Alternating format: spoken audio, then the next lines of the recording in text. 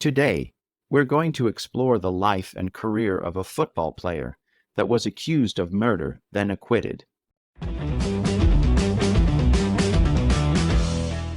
Orenthal James Simpson was born July 9, 1947, and passed away on April 10, 2024. He was an American football player and actor. He played in the NFL for 11 seasons, primarily with the Buffalo Bills, and is regarded as one of the greatest running backs of all time. Once a popular figure with the American public, his professional success was later overshadowed by his trial and controversial acquittal for the murders of his former wife, Nicole Brown, and Ron Goldman in 1994. Born in 1947 and raised in San Francisco, California, Simpson was a son of Eunice Durden, a hospital administrator, and Jimmy Lee Simpson. His father reportedly worked as an employee of the Federal Reserve Bank and as a one-time bank custodian. His father was also a well-known drag queen in the San Francisco Bay Area. Later in life, Jimmy Simpson announced that he was gay. He died of AIDS in 1986. As a child, Simpson developed rickets and wore braces on his legs until the age of 5, giving him his bow-legged stance. After his parents separated in 1952, Simpson and his sister were raised by their mother. In his early teenage years, he joined a street gang called the Persian Warriors and was briefly incarcerated at the San Francisco Youth Guidance Center. After his third arrest, Simpson happened to meet with baseball star Willie Mays, who encouraged the youth to avoid trouble. Simpson said it helped persuade him to reform. At Galileo High School in San Francisco, Simpson played for the school football team, the Galileo Lions. He graduated in 1965. Simpson chose to attend the University of Southern California, which he had admired as a young football fan, instead of the University of Utah. He played running back with the Trojans for head coach John McKay in 1967 and 1968. Simpson led the nation in rushing both years under McKay. In 1968, with 1,500 yards and 13 touchdowns, and in 1968, with 1,880 yards on 383 carries. Simpson played college football for the USC Trojans, where he won the Heisman Trophy as a senior, and was selected first overall by the Bills in the 1969 AFL draft. During his 9 seasons with the Bills, he received 5 consecutive Pro Bowl and first-team All-Pro selections from 1972 to 1976. He also led the league in rushing yards 4 times, in rushing touchdowns twice, and in points scored in 1975. In 1973, he became the first NFL player to rush for more than 2,000 yards in a season, earning him NFL Most Valuable Player, and is the only NFL player to do so in a 14-game regular season. He holds the record for the single season yards per game average at 143.1. He was inducted into the College Football Hall of Fame in 1983 and the Pro Football Hall of Fame in 1985. Before the 1978 season, the Bills traded Simpson to his hometown, San Francisco 49ers, for a series of draft picks. Simpson played in San Francisco for 2 seasons, rushing for 1,043 yards and 4 touchdowns. Terminator director James Cameron says Heisman Trophy winner and former NFL star O.J. Simpson's name was pitched to him by a studio executive to star in the 1984 film that sparked a blockbuster franchise featuring Arnold Schwarzenegger. I'm not authorized to discuss his case. You were dizzy yesterday. Man, I ran into a goalpost. Yeah, but you weren't dizzy then, you were dizzy later. Simpson began his acting career while still playing football. He did a couple of uncredited roles in Ironside and Dragnet. Became his first talking role as Brew Wiley in Medical Center in 1969. He appeared on other TV shows like Cades County and Here's Lucy, in addition to doing several made-for-TV films. These led to major motion picture roles in The Klansman and Towering Inferno. The majority of them haven't moved in yet, and those that have aren't working tonight. I want to know who they are, not where they are. And what does that got to do with anything, who they are? He had a bit part in Roots, then did the movie Capricorn One, about a fake mission to Mars. He did 5 episodes of the HBO football comedy 5 and 10, as well as an episode of In the Heat of the Night. He played Detective Nordberg in the Naked Gun franchise. Drugs. Hey, nurse. Quick, give this man some drugs. Quick, can't you see he's in pain? No. Give him a shot, quickly. No. Nordberg, that's a pretty tall order. You're gonna have to give me a couple of days on that one. I'm going in.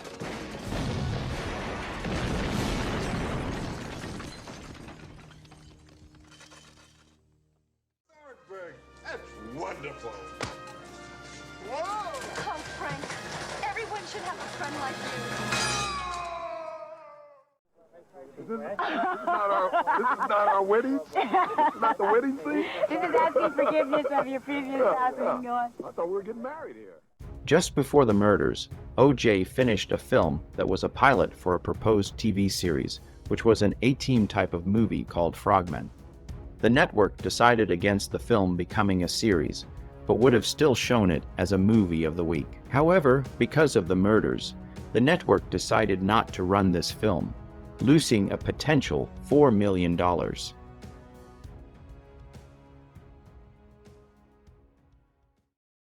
On June 24, 1967, at age 19, Simpson married Marguerite L. Whitley.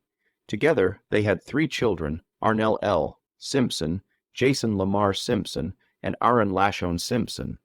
In August 1979, tragically, Aaron drowned in the family's swimming pool. Simpson met Nicole Brown in 1977 while she was working as a waitress at a Beverly Hills nightclub called the Daisy. Although still married to his first wife, Simpson began dating Brown. Simpson and Marguerite divorced in March 1979. Brown and Simpson were married on February 2, 1985, 5 years after his retirement from professional football. The couple had 2 children, Sidney Brooks Simpson and Justin Ryan Simpson. The marriage lasted 7 years. Brown claimed that by 1989, police had visited the couple's house 8 times for domestic violence calls, and that police had not helped her in any of them. Brown filed for divorce on February 25, 1992, citing irreconcilable differences. This was after finding out about an alleged year-long affair Simpson had had with model Tawny Kitaen. On the night of June 12, 1994, Nicole Brown Simpson and her friend Ron Goldman were found stabbed to death in the courtyard outside Brown's condo in the Brentwood neighborhood of Los Angeles. Goldman had been there to return to Brown a pair of glasses that her mother had lost earlier that day. Simpson was an immediate person of interest in their murders. He maintained that on the night of the murders, he had been at home, waiting for a limousine to take him to an airport for a flight to Chicago. After police gathered all the evidence, charges were filed and a warrant was signed for Simpson's arrest. The trial culminated after 11 months on October 3, 1995, when the jury rendered a verdict of not guilty for the 2 murders. An estimated 100 million people nationwide tuned in to watch or listen to the verdict announcement. Immediate reaction to the verdict was known for its division along racial lines. A poll of Los Angeles County residents showed that most African Americans there felt justice had been served by the verdict, while the majority of whites and Latinos opined that it had not. A 2016 poll showed that 83% of white Americans and 57% of black Americans believed Simpson was guilty. Following Simpson's acquittal, no additional arrests or convictions related to the murders were made. Simpson maintained his innocence in subsequent media interviews. You put on a wool cap and gloves. In the hypothetical, I put on a cap and gloves. Right. And I remember Charlie saying, "You ain't bringing that." And I didn't, right? But I believe he took it.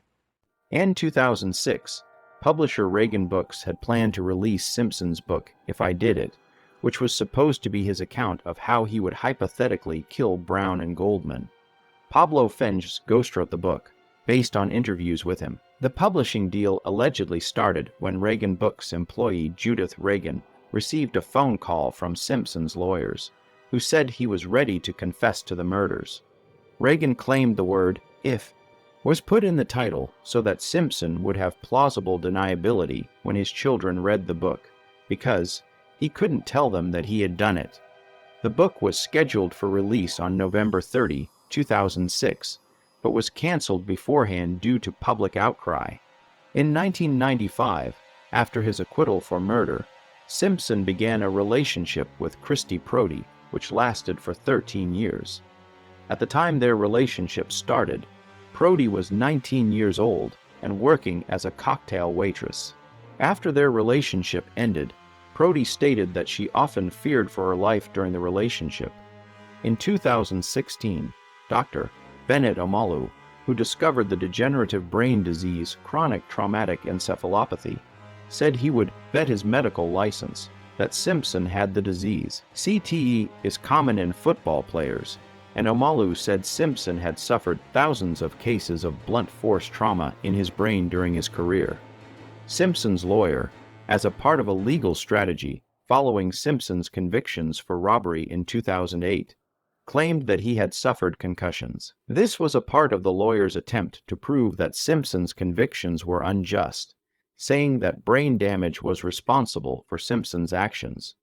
In May 2023, Simpson reported that he had been diagnosed with cancer and expressed confidence that he would beat it. In February 2024, it was reported that Simpson was undergoing treatment for prostate cancer. He died of the disease on April 10, 2024, at the age of 76. That was our show for today, a look at the career of this highly controversial figure. What do you think? Was O.J. guilty or not guilty? Let us know your thoughts in the comments below. And while you're at it, I'd be honored if you subscribe to my channel. Click the bell to stay informed and check out my Carl Vincent Vampire Hunter franchise also in the comments. Until next time, this Kevin Given, saying live long and prosper. May the force be with you and keep reaching for the stars.